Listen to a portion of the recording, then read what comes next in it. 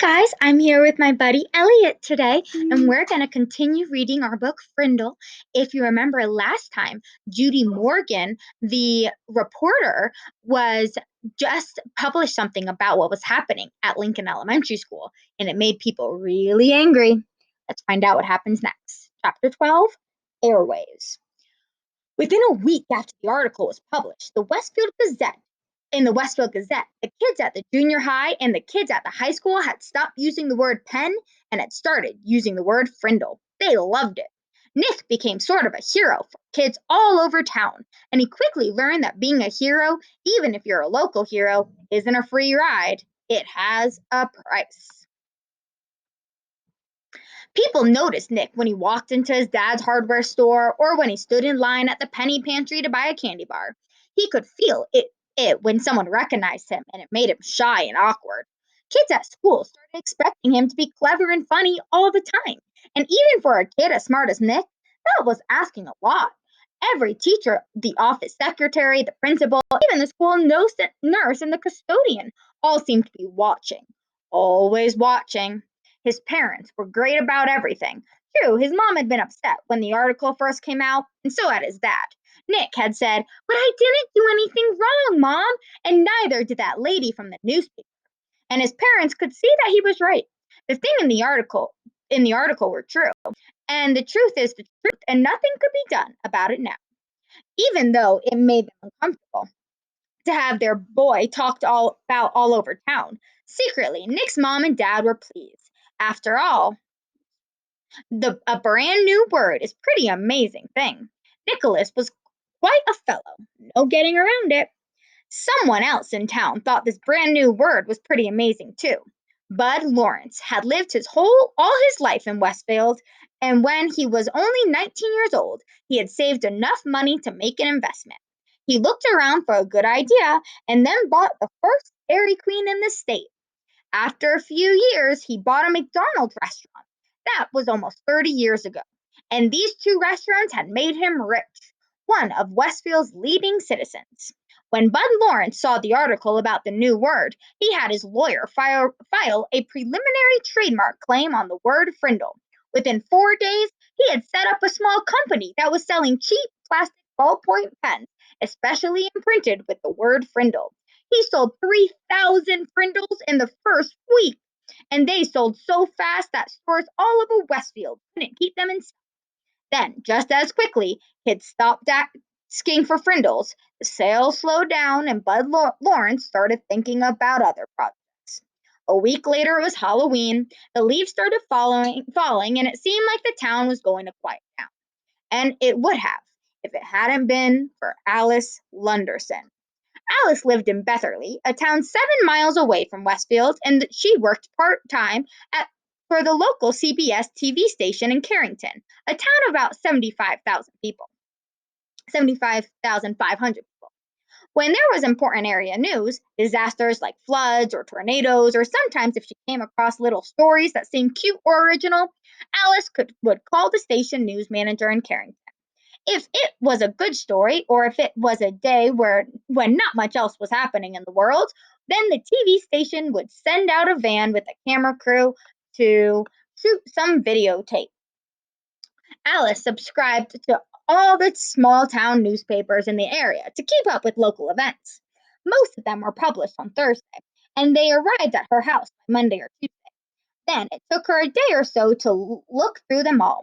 On Wednesday morning, she finally saw the article in the Westfield Gazette about the word war. She read it through twice, and she looked carefully at the class photograph. She was sure that this story was a winner. The TV station manager in Carrington agreed with her. He called the CBS station in Boston because sometimes Boston picked up stories from the Carrington newsroom. The woman in Boston thought the story had some real zip to it, so she called the network news editors in New York. When the facts of the Westfield Gazette article got to New York, the staff loved it.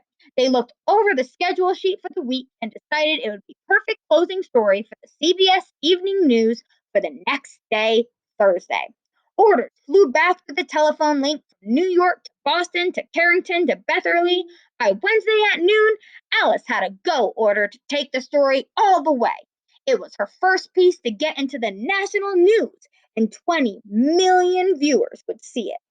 Alice Lenderson and her camera crew stood on Miss Granger's front porch Wednesday after school. Mrs. Granger was not impressed at all by the lights and the microphones. She looked right into the camera and said, "I have always said that the dictionary is the finest tool ever made for educating young minds, and I still say that. Children need to understand that there are rules about words and language, and that those rules have a history and that makes sense. And to pretend that perfectly good English word can be replaced by a silly made up word just for fun of it, well, it's not something I was ready to stand by and watch without a fight." "And have you lost that fight, Mrs. Granger?" asked the reporter. Mrs. Granger turned up her eyes up to nearly full power as she looked into the camera, and with a pale smile, she said, "It's not over yet." When Alice and the crew showed up at Nick's house, the Allen family was ready for them. Mom and Dad sat on the couch with Nick between them. Nick squinted into the lights. His mom had worked out with Nick that he could say and what he couldn't say. "You remember, young man," she had told him as she combed his hair, "these reporters are just looking for a quick story that will make some excitement. But you have to stay here in the living room and live in this town. So mind your P's and Q's." As they sat there on the couch, Mrs. Allen had her foot on top of Nick's under the kitchen table, and if she pushed down, it meant that the reporter had just asked a question that she was going to answer for him. Mrs. Allen did not trust reporters. "So tell me, Nick, why did you make up this new word, frindle?" asked Alice Lunderson. Nick gulped and said, "Well, my teacher, Mrs. Granger, said that all the words in the dictionary were made up by people, and that they mean what they mean because we say they do. So I thought it would be fun to just make up a new word and see if that was true."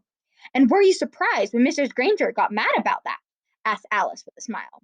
There was a push on Nick's foot, and his mother said, "We never felt that Mrs. Granger got angry. When everyone started using the word frindle, it just got to be a disruption. That's all. She's really a very fine teacher." "Yeah," said Nick. "I mean, I learned a lot about words, and without her, I wouldn't have." "So what's next for you in the new word?" Alice was wrapping it up. She could see that Nick and his parents were not going to be pushed into saying anything controversial. So she kept it light and happy. "Well," said Nick, "the funny thing is, even though I invented it, it's not my word anymore. Brindle belongs to everyone now, and I guess everyone will figure out what happens together." Alice also had a short chat with a worried looking Mrs. Chapman and a smiling Bud Lawrence, maker of the official frindle. Then she shot her opening bit and her closing bit, and the camera crew drove back to Carrington to edit all the pieces and put them together into a 2-minute news story. The next night, when all the serious news about wars and oil prices and world's food supplies had been talked about on the CBS Evening News, the anchorman looked into the camera and smiled. He said, "It is believed by many that the word quiz was made up in 1791 by a Dublin theater manager named Ali. He had been he had bet someone that he could invent a brand new word in the English language, and he chalked up the letters Quiz onto every wall and building in town. The next morning, there it was, and within a week, people all over Ireland were wondering what it could mean, and the new word had been created. Quiz is the only word in English that was invented by one person for no particular reason.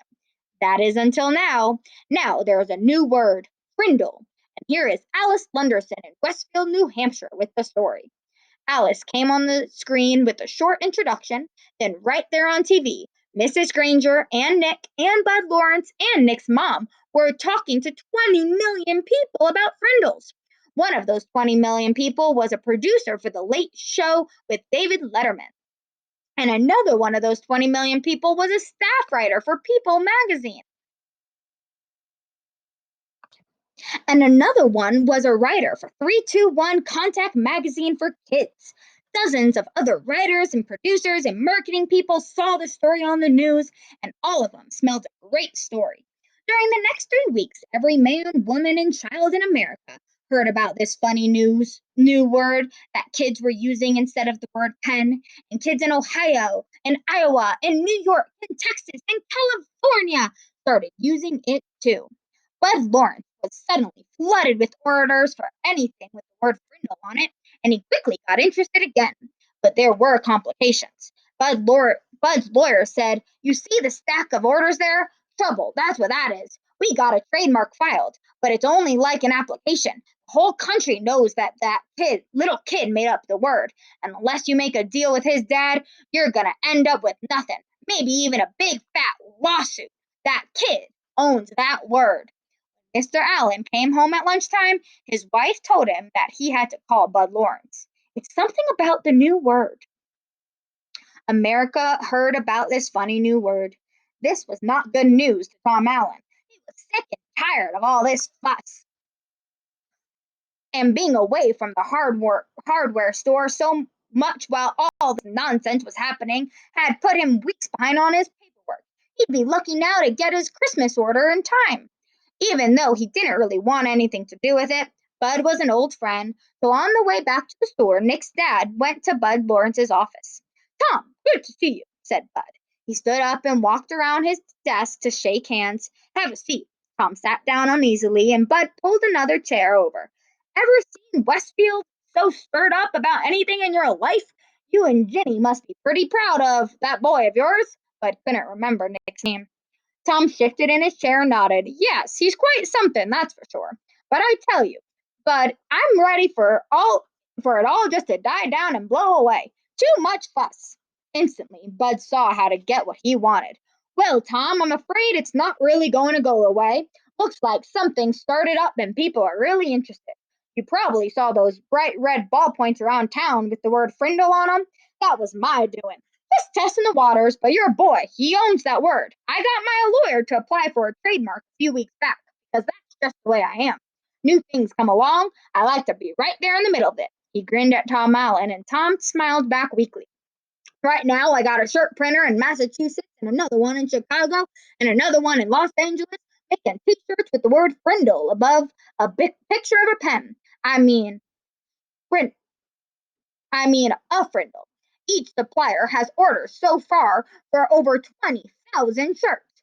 Profit on every one of those is going to be $2, maybe $3. And I'm talking with some big pen and pencil companies in Hong Kong and Japan about a deal that could be worth some really big money.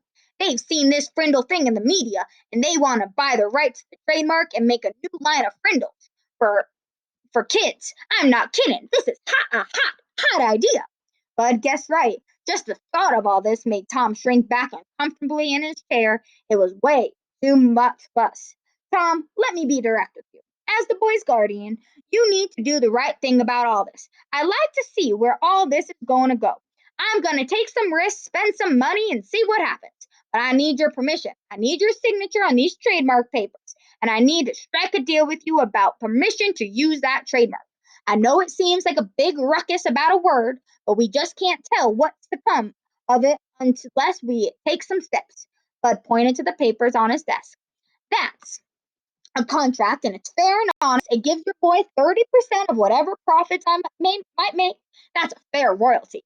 Generous for this kind of deal. What do you say? Makes sense? Let me take care of all the fuss and see if some good doesn't maybe come of it all." The papers and pen were there on the desk next to Tom. He looked to Bud, then reached over, picked up the pen, and signed both copies of the trademark papers and 3 copies of the contract. "I've got no reason to doubt you one bit, Bud, and I sure don't want to mess with any of this myself. Is that it?" he asked, standing up. "Not quite, Tom. Here." Then Bud Lawrence handed Nick's dad a check for $2,250. "What's this for?" "That's what I owe Nick for the sales of the Frindles for the first 3 weeks," explained Bud with a smile. Tom looked at the check and said, "This is terrific, Bud, and I'm really glad about it because it'll sure help with Nick's college. But I wish you'd just keep this between us. If Nick knew, he'd probably stop mowing lawns, and I never get him to save another penny. Just between us, okay?" Bud said, "Sure, Tom, I understand. Just between us." And they shook hands. Mr. Allen left Bud's office and walked across the street to the savings bank. He set up a trust account for Nick, and the bank manager said he could make arrangements with Mr. Lawrence, so any other money would be deposited automatically.